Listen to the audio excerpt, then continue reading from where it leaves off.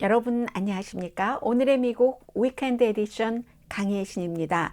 네, 지난주부터 여러분들께 사연은 말씀드렸고요. 혹시 궁금하시면 지난주 마지막이 아니네요. 위켄드 에디션의 앞부분에 제가 여러분들께 드리는 말씀이 있었는데 들으시면 좋겠고요.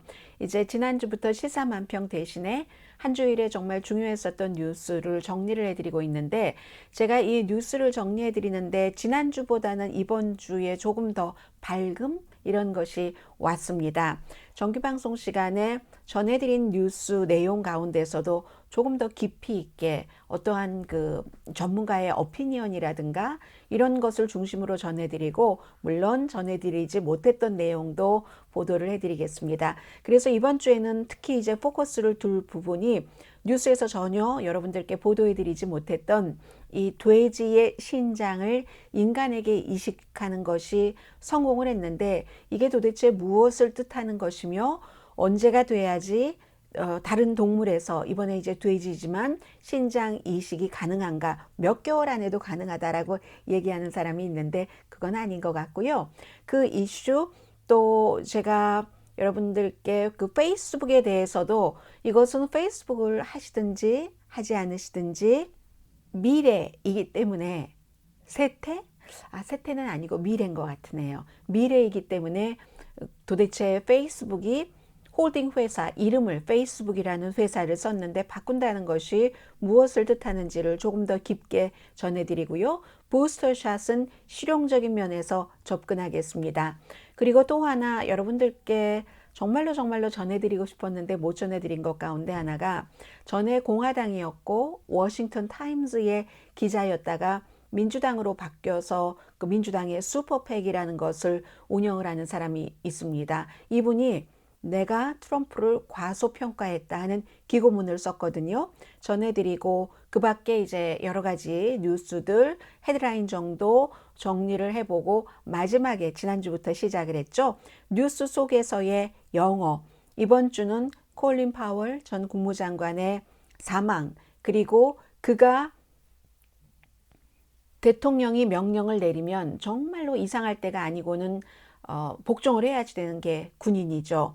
그런데 마지못해 했었던 그 어떤 군사작전, 그 군사작전 전후로 계속 책상 아래 유리창이 있었고, 유리가 있었고, 유리 아래에 넣어뒀던 글이 무엇인가, 그것을 오늘의 뉴스 속 영어로 전해드리겠습니다.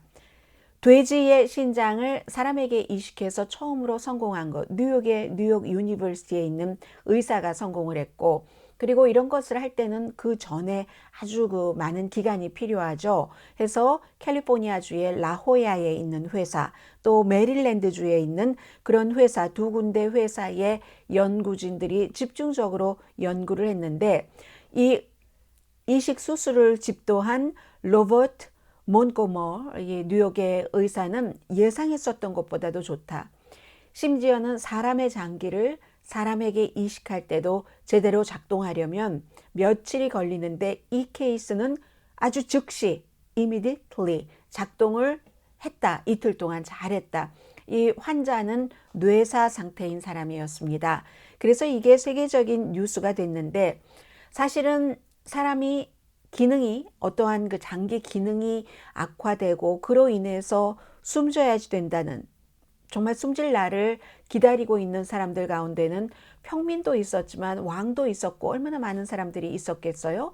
그렇기 때문에 이 일은 어느 정도 인간이 뭔가 자신의 건강을 더 좋게 바꿀 수 있는가 하는 것을 적극적으로 생각하게 된, 한 수백 년 동안 이루어져 왔던 일이고, 지난 수십 년 동안 수많은 접근이 있었습니다. 사람의 장기를 사람에게 이식시키는 게 아니라 다른 생명체, 동물의 장기를 사람에게 이식시키는 것, 60년대부터 부분적인 성과를 거뒀는데, 이번에는 두 회사인데, 한 회사는 캘리포니아주의 라호야에 있는 그 신테릭 지노믹스라는 회사고, 그리고 또 다른 회사는 유나이티드 테러퓨틱이라는 메릴랜드에 있는 회사인데, 이 두 회사가 돼지의 신장을 사람에게 이식시키려면 여러 가지 그 전에 과정이 있어야지 되겠죠. 그것을 했고, 특히 메릴랜드에 있는 이 회사 유나이티드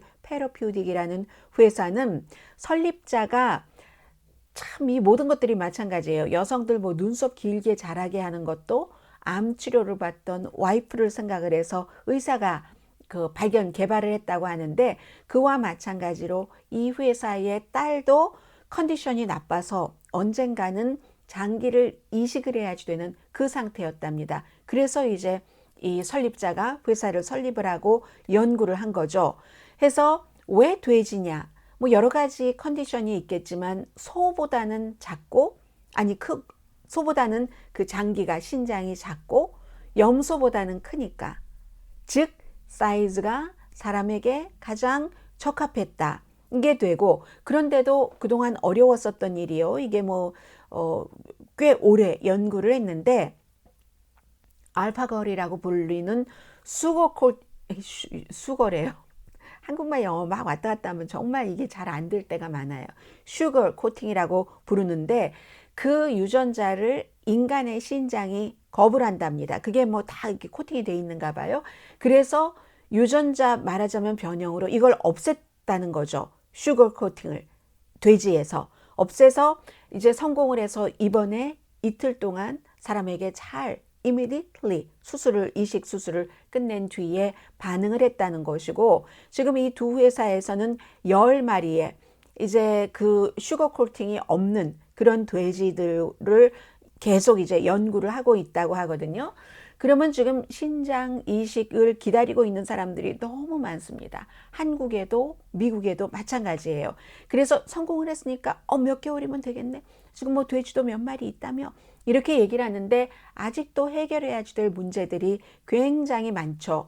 이제 그 슈거 코팅은 해결을 했다고 하지만 혈액이 응고되는 것, 그리고 또 뭐 인간의 그 이후의 반응, 이번에는 이제 뇌사 상태인 환자에게 했지만 그런 여러 가지를 쭉 마무리를 지어야지 되고, 유럽에서는 그 GMO요, 그 유전자 식품 이런 것에 적용하는 것을 마찬가지로 적용을 할 테고, 아직 이런 일이 있을 때 유럽, 중국, 미국 이렇게 나뉘죠. 그 밖에 국가들은 나중에 이제 따라오는 국가들이고, 아직까지는 해서 중국은 아직 기준이 없습니다.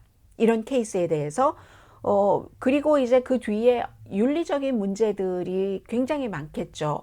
그런데 이제 돼지를 선택했다는 것은 사이즈도 있지만, 돼지라고 하는 그 가축은 인간이 먹을 수 있는 식용으로 길러진다는 것에 있어서 원숭이 뭐 이런 그 야생 동물과는 조금 다른 느낌이 있잖아요. 윤리적으로 인간들은 항상 이런 생각을 할 때, 유전자 변형, 복제 인간 이런 것을 할 때 제일 끝에 가면 윤리를 내세우기 때문에, 그래서 이제 그런 부분 말하자면 먹이라고 할 수 있으니까 어떠한 그 야생 동물이라기보다 먹이라고도 생각할 수도 있다 하는 그런 부분이요. 그래서 그런데도 불구하고 그럼 돼지가 의료 상품이야?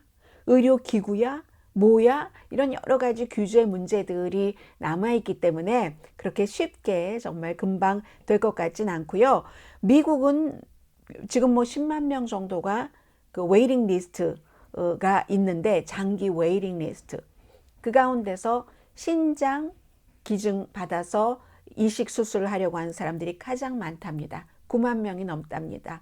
다른 그 장기 이식이 신장 이식보다 더 어떤 부분적으로는 까다롭기도 하고 해서, 아무튼 신장 이식이 그만큼 많고, 그러므로 인해서 기다리다가 숨지시는 분이 미국에서만 날마다 12분이 신장 이식 웨이팅 리스트에 올려놓고 기다리다가 숨지고 계신답니다.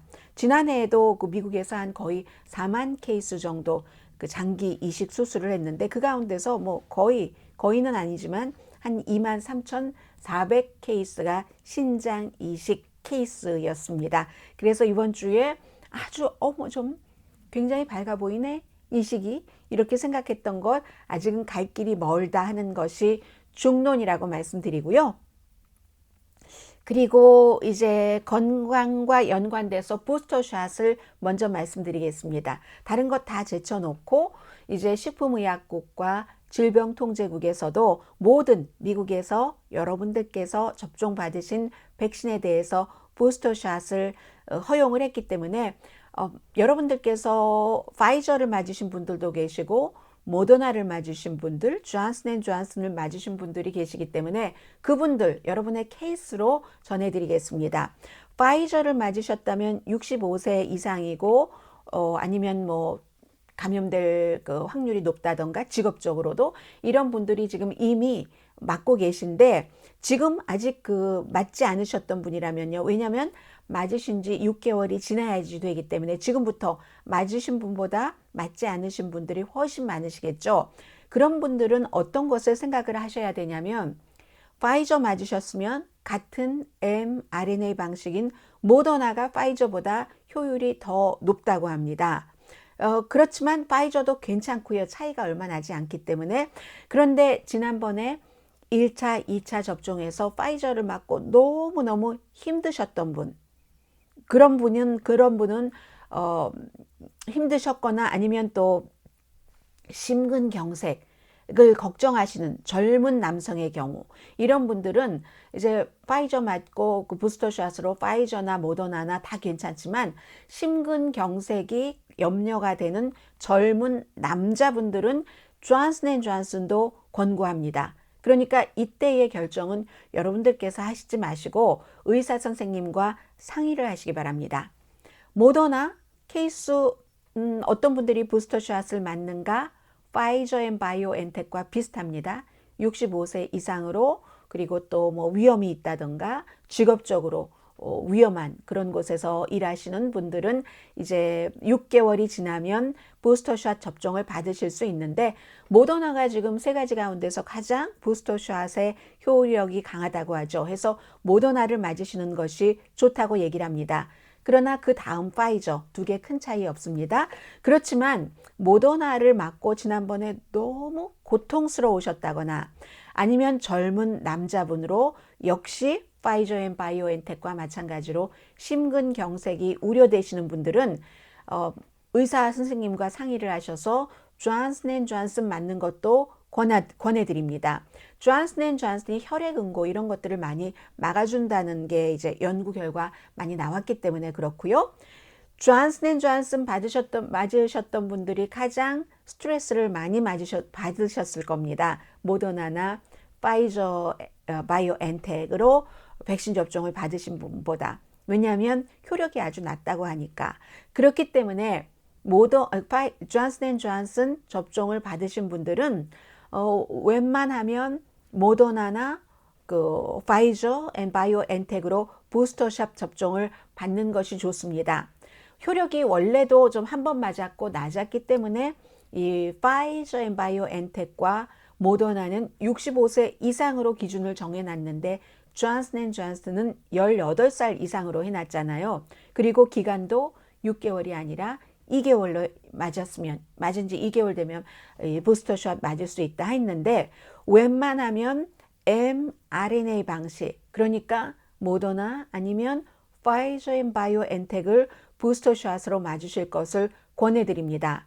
그러나 역시 파이저 앤 바이오엔텍과 모더나처럼 젊은 남성분으로서 심근경색이 우려되시면 그냥 그대로 존슨앤존슨 지난번에 맞으셨던 것을 킵하실 것을 전문가들은 대체적으로 권해드리고 있습니다.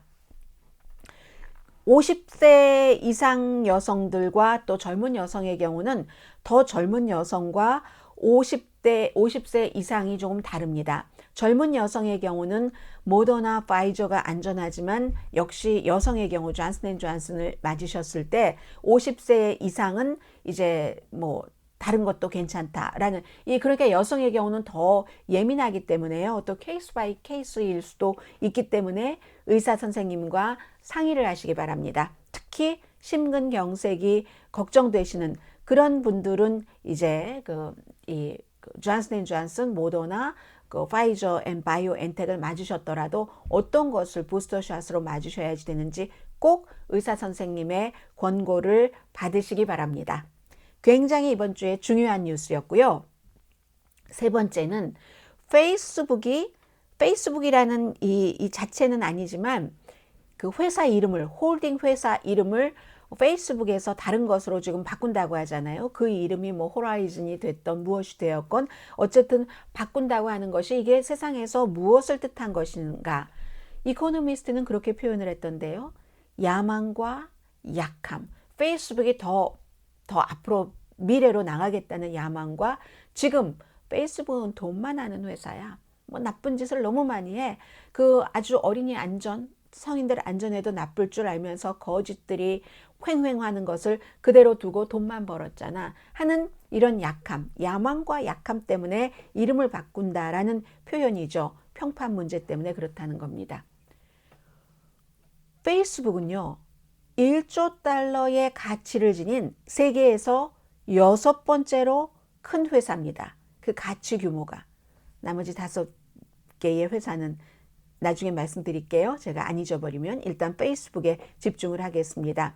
지난해 매출이 56%가 성장했죠. 주식값은 25%. 다 팬데믹 기간 동안에 사람들이 소셜미디어 집에서 많이 했기 때문에 매달 3억 명이 전 세계에서 페이스북을 이용합니다. 그런데 이 이름, 홀딩 회사 이름을 바꾸는 공식 이슈는 브랜딩, 리브랜딩, 이 회사 이미지를 다시 하고 나중에 가상세계와 현실세계를 이렇게 하는 뭔가를 미래를 향해서 나가겠다는 뭐 그런 여러 가지 일을 페이스북 측에서는 했죠. 지금 페이스북이 페이스북만 있는 게 아니라 인스타그램도 있고 그 왓츠앱도 있고 또 뭐 그 비디오 하드웨어도 있잖아요. 그 오클러스 포털도 있고 지금 승인도 받아놓은 상태죠. 디지털 지갑 노비와 그 DM이라는 암호화폐도 승인을 받아놨고 하는 일이 많아요. 10,000명을 고용을 해서 가상과 현실을 잘 이렇게 연결하는 사이버 스페이스, 그 메타버스, 말하자면 뭐 가상 우주 이렇게도 표현을 하는데 메타버스도 만든다. 그러니까 우리 이름을 좀 바꿔보겠다 하는 얘기거든요.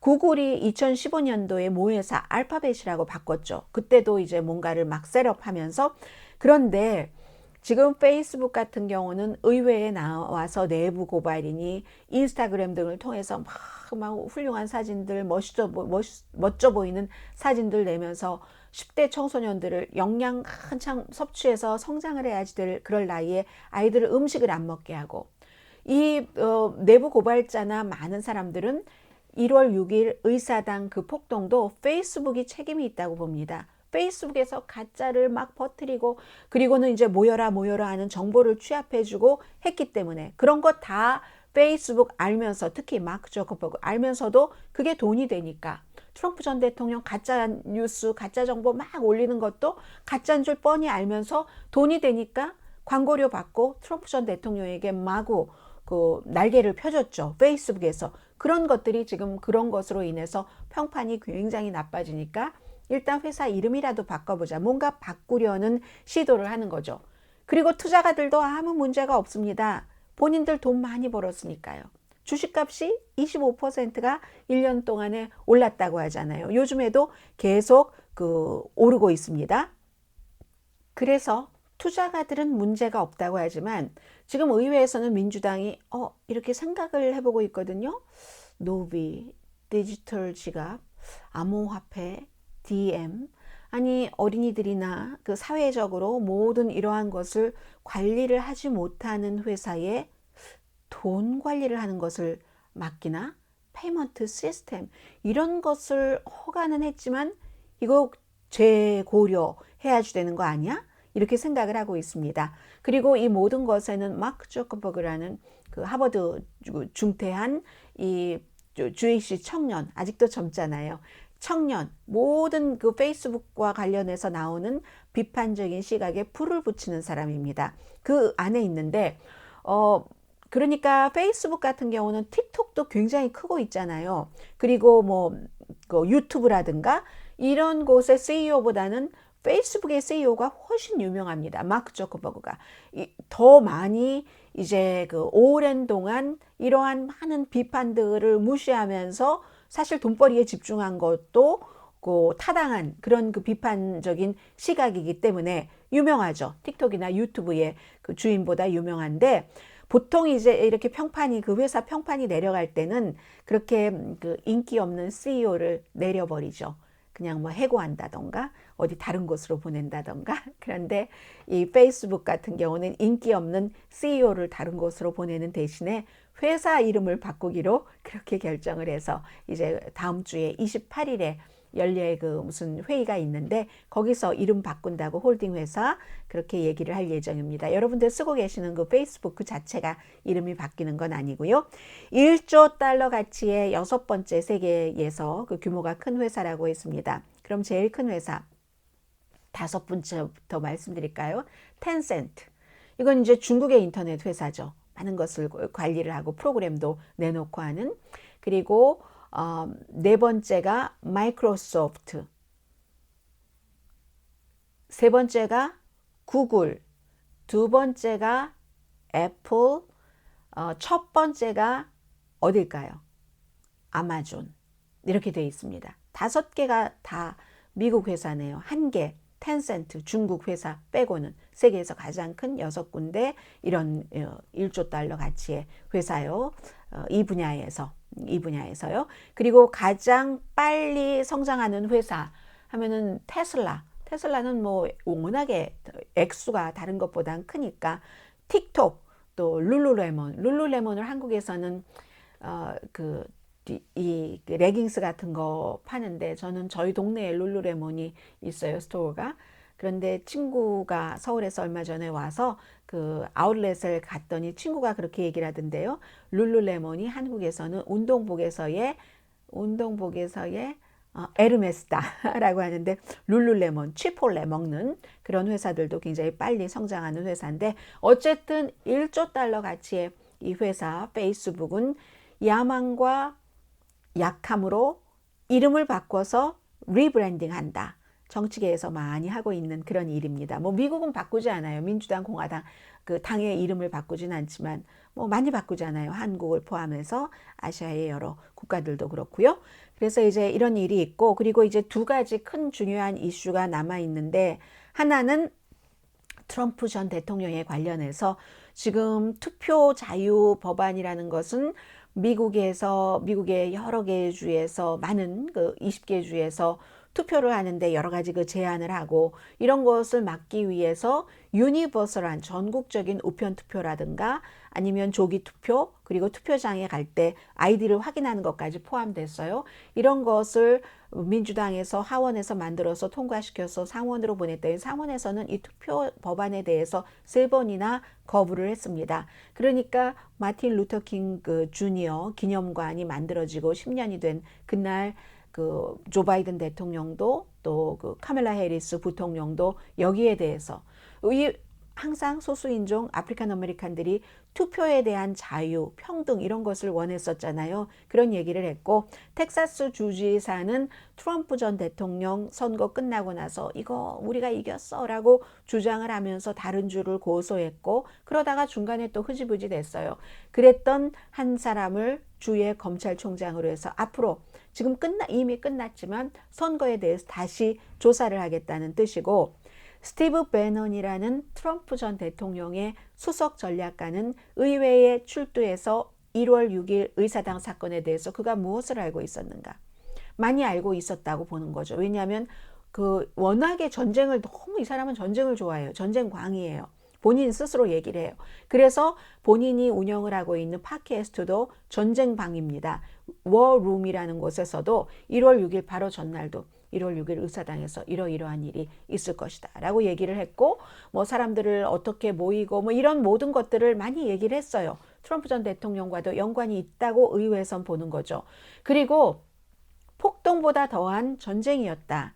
그날의 1월 6일에 의사당 침입 사건은 이렇게 지금 이미 규정하고 있는 역사가들도 있고 하기 때문에 민주주의의 보루인 의사당에서 전쟁이 일어났다. 정리를 하고 넘어가야지 되죠.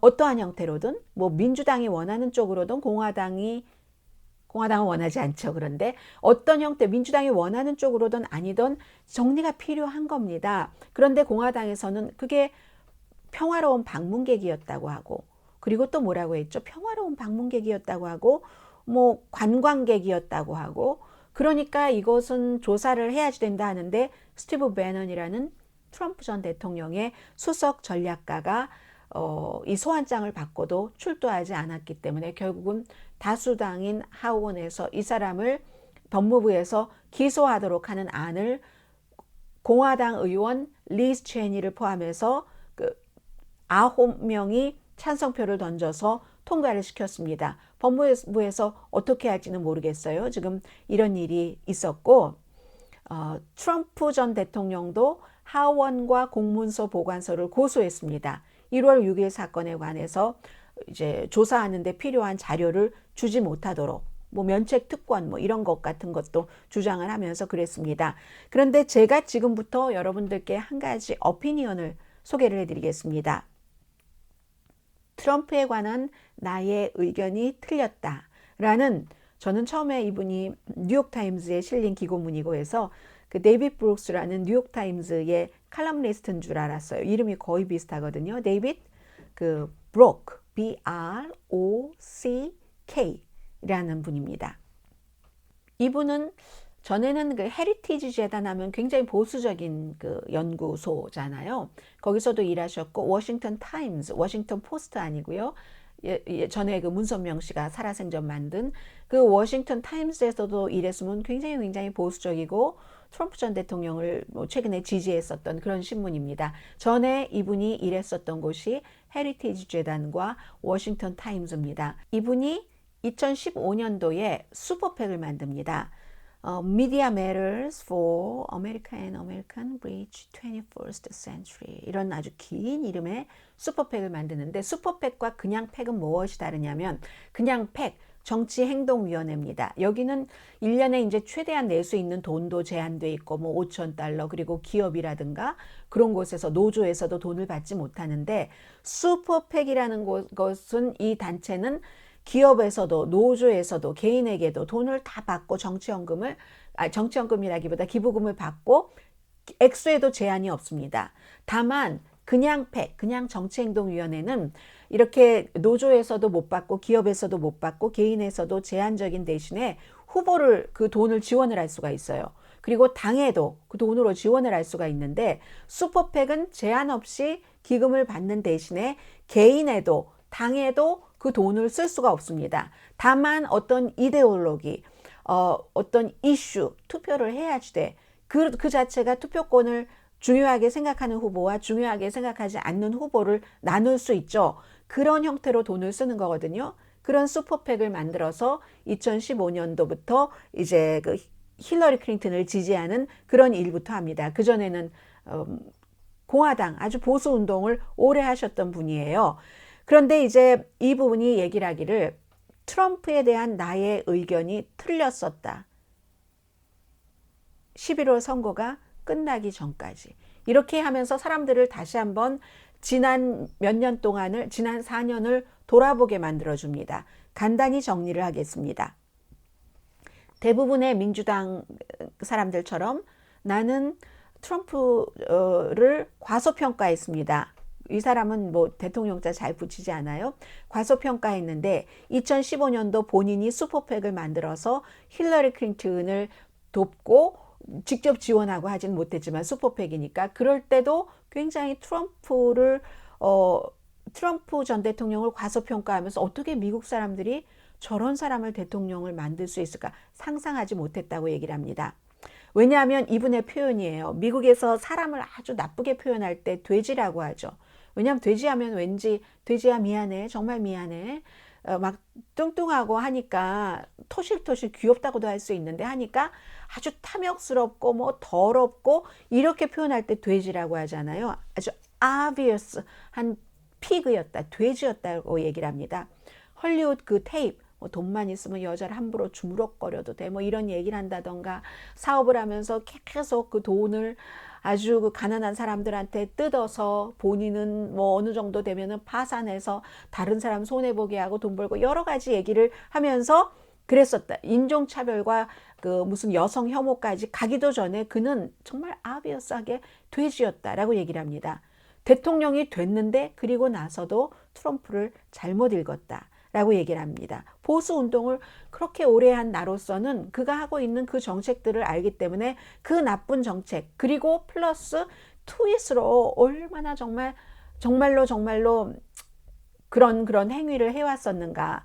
그리고 많은 책과 기사들이 그가 독재로 간다, 이런 것을 경고했어도 나는 과장이야, 저 다 과장이야, 이렇게 생각하면서 진짜 트럼프를 보지 못하면서 미국이 4년 정도 그런다고 하늘이 무너지지 않아 라고 생각했다는 거죠. 그런데 11월 선거 이후부터 알게 됐답니다.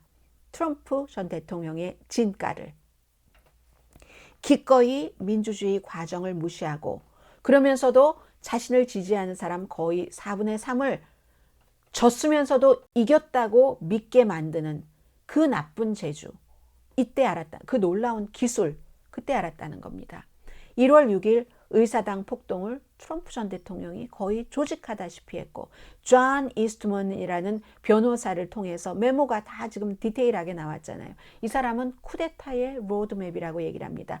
왜냐하면 당선된 사람이 바이든이 분명한데 그 당선을 뒤집으려고 하니까 쿠데타라는 거죠. 상원의 법사위원회에서도 밝혀진 것이 정부 고위 그 직책들을 다 통해서 선거 결과를 뒤집으려고 하고, 그런데도 여기서 경고를 합니다. 많은 미국인들이 지금도 눈 감고 있다. 그런데 사실은 그 트럼프 전 대통령의 독재적인 그 충동은 공화당에 만연해 있다. 지금 다 퍼져 있다. 그렇기 때문에 민주당이 트럼프는 끝났잖아, 하지 말고 행동해야지 된다는 겁니다. 그런데 지금 진보적인 그 유권자들은 정치에서 멀어지고 있다는 거죠. 트럼프는 더 이상 위협이 아니야. 이미 정치인도 아닌데 저러다 말겠지. 저는 오늘의 미국에서 트럼프 전 대통령의 힘을, 그렇기 때문에 여러분들께서 이제 듣기 싫어 할 때도 말씀드리고 있습니다. 이게 슈퍼 배틀 그라운드, 그러니까 격전지에서 많은 여성들은 이제 여성의 거의 반은 이 사람이 슈퍼팩을 하는 사람이니까 잘 알겠죠. 정치 뉴스에 별 관심이 없다고 얘기합니다. 그런데 현실은 다르다고 강조를 하죠. 민주당이 트럼프 전 대통령의 위협적인 힘을 무시하면 그들의 후보들이, 민주당 후보들이 내년에 고통을 받을 것이다. 의회 개혁하지 못한다.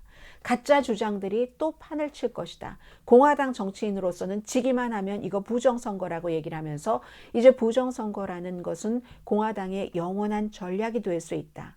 지고 나면, 그리고 이겨버린 공화당의 입장에서 민주당의 정치인들을, 사람들이 굉장히 약하게 보는 것이다. 바이든 대통령 아니라고 얘기한 사람들 많잖아요. 나의 대통령 아니라고.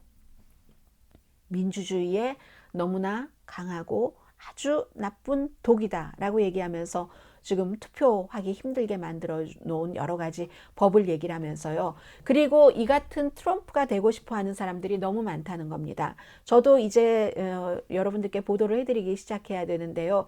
버지니아 주지사 선거가 굉장히 중요하거든요. 오바마가 얼마 전부터 들어갔고, 이게 트럼프를 닮고 싶어 하는 사람이 공화당 측에서 나왔는데, 이 사람은 이미 벌써부터 트럼프 전 대통령과 마찬가지로 그 부정선거에 대해서 얘기를 하고 있거든요. 그런 공화당은 민주주의 제도를 희생시키면서도 정권만 잡으면 된다, 이런 지금 생각을 트럼프 전 대통령에게 배웠다는 거죠. 그래서 이제 여러 가지 이 슈퍼팩들도 많은 일을 해야 되는데, 심지어는 공화당이라도 도와야지 된다. 이 트럼프 전 대통령과 같은 쪽으로 가지 않는, 트럼프 전 대통령에 반대하는 사람 지금 많이 힘들어지게 생겼잖아요. 뭐 여러 가지, 뭐 탄핵에 찬성했었던 사람 하원에서 어제도 스티브 배넌이 그 1월 6일 의사당 사건 조사에 협조하지 않는다고 법무부가 기소했으면 좋겠다 하고 통과시키는데 9명, 또 이 사람들 선거에서 힘들어지거든요. 해서 민주당 슈퍼팩이라도 그런 사람들, 공화당까지라도 도와야지 된다. 이게 지난번 바이든 대 트럼프의 선거에서 공화당인 뭐 여러 슈퍼팩이 많이 도왔잖아요. 민주당 바이든 대통령을. 뭐 링컨 프로젝트 뭐 이런 데도 마찬가지고, 그런 얘기를 하고 있습니다. 합리적인 공화당이라면 민주당에서 공화당 정치인도 도와야지 된다. 그리고 인종평등, 남녀 평등, 환경, 또 하나 있죠. 코리안 아메리칸에게는 이민.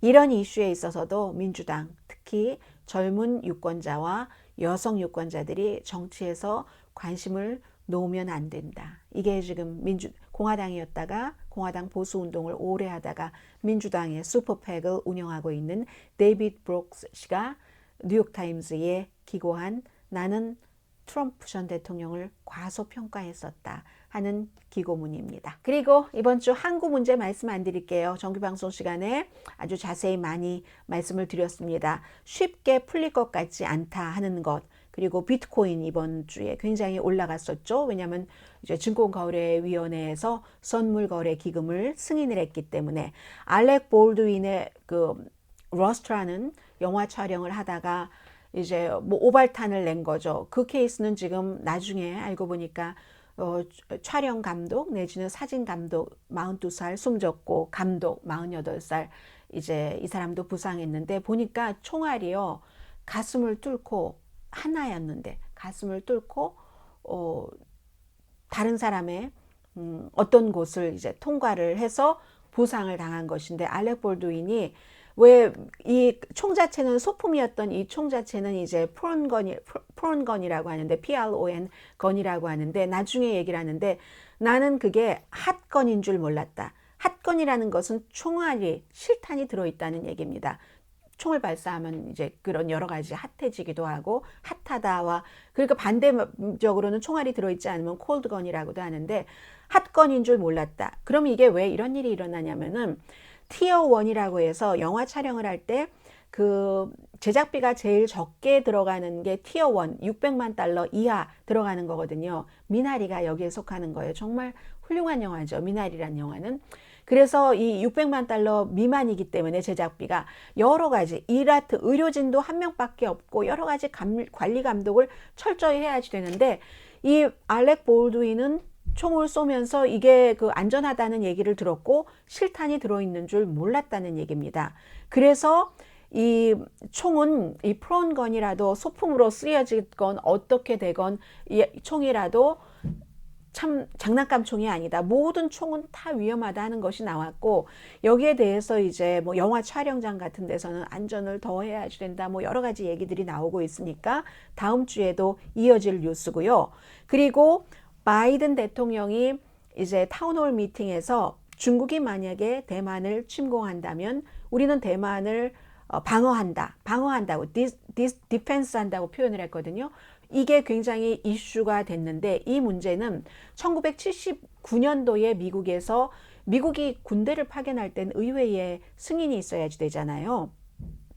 79년도에 의회에서 그 대만 그 관계법이라고 해서 그 타이완 그 릴레이션 액트라고 해서 이것이 하나의 중국을 주권 국가로 인정을 하는 겁니다. 하나의 중국, 그 원 차이나 팔러시. 그런데 이 원 차이나 팔러시이면서도 만약에 대만에 미국이 무기는 팔 수 있고 군대는 안 보내고 뭐 이런 거거든요. 그렇기 때문에 모호한 정책이라고 얘기를 하는데 대통령이 대만을 방어한다 하니까 중국이 그럴 수가 있느냐 저럴 수가 있는 막 얘기를 하잖아요. 하니까 다시 백악관을 포함해서 정리를 하게 되는 거죠. 국방부 장관도 그렇고 우리의 그 원 차이나 팔러시는 뭐 변함이 없다. 그러나 그렇다고 해서 그 무력으로 이렇게 침공을 할 때는 역시 또 그 방어를 할 수도 있다는 중국에게 무력 침공을 하지 말라는 뭐 이런 여전히 애매모호해요. 그렇지만 분명하게 바이든 대통령이 취임하고 1년이 안 돼서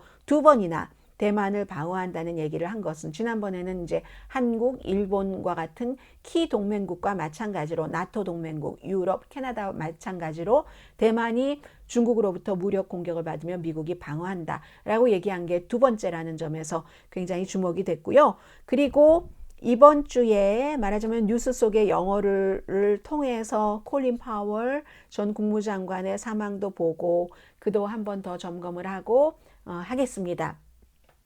정규방송 시간에 그날 자세히 전해드렸기 때문에 더 긴 내용은 말씀드리지 않고 콜린 파웰이 아프리칸 아메리칸으로서 최초의 합참의장이 된 사람이고 아버지 부시에 의해서 그때 한 후보가 한 30명 정도 있었어요. 백인이 대부분이었죠. 거의였죠. 그런데 거기서 된 겁니다. 그리고 아들 부시가 이제 국무장관을 만들었잖아요. 최초의 아프리칸 아메리칸 국무장관을 만들었는데 이 사람은 결국은 20세기 동시대를 살아가는 군인들 중에서 최고의 군인으로 평가받습니다. 베트남전에 갔고 한국전에 갔고 전쟁은 싫어해요. 그렇지만 미국에서 본인이 아프리칸 아메리칸으로서 어디까지 가려면은 군인이 되겠다 생각을 했고 ROTC 하고 그러면 생각을 했고 그렇게 해서 군인이 됐는데도 드라이브인 트루 그 베트남전까지 두 번 다 참전하고 63년도에 조지아주의 드라이브인 그 레스토랑에 갔더니 웨이트레스가 물어봤다는 거 아니에요. 푸에르토리칸이야? 아프리칸 아메리칸 학생이야? 이렇게 물어. 이때 이 콜린 파웰은 당당하게 나는 N자 흑인이야 라고 얘기하면서 미군이고 이렇게 얘기를 했던 인종차별을 느끼면서 이제 군인으로서 계속 더 여기밖에 없겠구나 하고 생각을 했었다고 하는데 사실은 군에서도 백인이 훨씬 유리하죠. 어쨌든 인종차별은 안 된다라는 그렇기 때문에 이 사람이 뭐 중간에 대통령이 돼볼까 하다가 안 했는데 나가지도 않았는데 처음에 아프리칸 아메리칸 대통령을 생각하면서 버락 오바마를 지지한 겁니다. 아프리칸 아메리칸이기 때문에 그때 공화당이었어요. 이 사람이 1995년도에 링컨의 정신을 계승해 보겠다고 그리고는 공화당이 됐었던 사람이거든요. 그러나 이번에 의사당 사건 이후에 그 이전에 이미 바이든을 지지했지만 의사당 사건 이후에 이제 공화당에 링컨의 정신은 없다 하면서 공화당을 버린 사람이기도 합니다. 최고의 군인이라고 말씀을 드렸는데요. 84세로 암 투병도 했었고 혈액암 또 파킨슨병 그래서 두 번 다 백신 접종을 했는데도 면역성이 약해져서 합병증으로 84세로 숨졌습니다. 군인이었지만 군인하는 것을 정말로 전쟁하는 것을 싫어했고 미국에서 그 5개 별 5개인 군인이 50년대죠? 50년대였죠? 50년대 맞죠? 오마 브래디 브래들리 이 장군 그 이후에 5개 주자고 했었잖아요. 그 정도로 훌륭한 장군인데도 아버지 부시 대통령이 이라크 전쟁 처음에 걸프전 할 때도 전쟁을 그렇게 좋아하진 않았지만 부름을 받고 가서 했죠. 아이러니하죠? 그때부터 세계적으로 유명해졌으니까 콜린 파웰이 합참의장 하면서 그런데 이 사람이 그때 전쟁에 나가면서도 전쟁에 나간다 한다 만다 이런 것을 할 때부터 전쟁이 끝나고 할 때까지도 그의 책상에 이렇게 유리가 있는데요. 그 유리 아래에 투키디데스의 그 그리스의 역사가 그 아래에 그 투키디데스 그 그리스 역사가가 한 말을 써놨다는 거잖아요. 펠로폰네소스 그 전쟁사를 쓴 사람이고 그리고 이제 그 시칠리아를 아테네가 정말 무모하게 쳐들어갔죠. 그래서 이겼습니까? 졌죠. 그 전쟁의 역사를 아주 자세하게 분석하고 한 사람이 또 투키디데스인데 이 사람이 한 말을 전쟁은 하지만 전쟁이 최선은 아니라는 거예요. 그래서 미군은 세계의 장난감 병정이 아니다라고 말할 수 있었던 사람이죠. 여기저기 세계에 뭐 여기저기 무슨 일이 있을 때마다 미군이 그냥 또 파병되고 하는 정말로 꼭 필요할 때 미국이 위협받을 때만 이제 전쟁을 해야지 된다라고 생각을 했었던 사람이잖아요. 나중에 뭐 이라크 전에 대해서는 2차 이라크 전에 대해서는 본인이 사과하고 한 부분도 있지만 지금은 어쨌든 뉴스 속의 영어를 말씀드립니다. 그래서 하기 싫은 전쟁 뭐 전쟁을 막아야지 되고 전쟁을 안 해야지 된다는 그런 생각이 책상 유리 아래 이라크 전쟁 당시에도 써 있었는데 이 투키디데스에 이 말이 써 있었다는 겁니다. 모든 파워의 표현 가운데서 모든 그 파워의 표현 가운데서 사람에게 남자에게 맨이라고 했어요. 맨에게 가장 인상적인 것은 절제하는 거다. 자제하는 거다. 안 쓰려고 안간힘을 써보는 것이다. 이때 감정의 절제가 될 수도 있겠고 무기력을 쓰는 무기를 사용하는 것에 대한 절제가 될 수도 있겠죠. 무기를 쓰는 것을 절제한다는 것 자체가 감정을 절제하는 것이 될 수도 있겠고요. 오늘의 뉴스 속의 영어 여기서 마치고요. 오늘 이제 이렇게 해서 위크엔드 리뷰를 해봤습니다. 다음 주에는 조금 더 알차게 이제 뭐든지 처음 시작하면은 자리 잡는 기간이 있잖아요. 그렇게 전해드리기로 하고, 그리고 내일은 제가 여러분들께 다른 이슈를 붙일까 붙이지 않을까 생각을 하고 있는데, 지금 오늘의 미국 댓글창에서도 오징어 게임에 대해서 이제 제가 방송한 것에 대해서 비난하시는 분들이 상당히 많으시고요. 그 가운데서도 특히 한국 문화가 세계에 많이 퍼지게 되는 것이 부분적으로는, 전적으로는 아니죠. 우선 개인의 활동과 개인의 능력과 재능과 의지, 이런 것들이 있고 정부가 여러 가지를 뒷받침하는 거잖아요. 정부의 뒷받침, 협업이라고 표현할 수도 있겠습니다. 그런 것이 있었다는 것에 대해서 굉장히 그 불만을 갖고 계시는 분들도 계시고, 또 오징어 게임, 아무튼 여러 가지 생각이 있는데, 미국에서는 이미 오징어 게임에 대한 비판적인 시각도 이제 보이기 시작하거든요. 그 조금 냉정하게 뭐든지, 그리고 누구에게나 다 좋다는 평가를 받을 필요는 없는 거잖아요. 인간으로서도 뭐 저 강혜신을 100% 누구나가 다 좋아합니까? 저는 그런 꿈은 예전부터 꾸지 않았습니다. 어떻게 제가 모든 사람에게 순간순간마다 다 100% 사람이 될 수 있겠어요? 그런 점에서 우리가 그 한국의 작품을 냉정하게 보자 하는 뜻에서 오징어 게임에 대한 비판적인 시각을 전해드리겠습니다. 내일 뵙겠습니다. 강혜신이었습니다.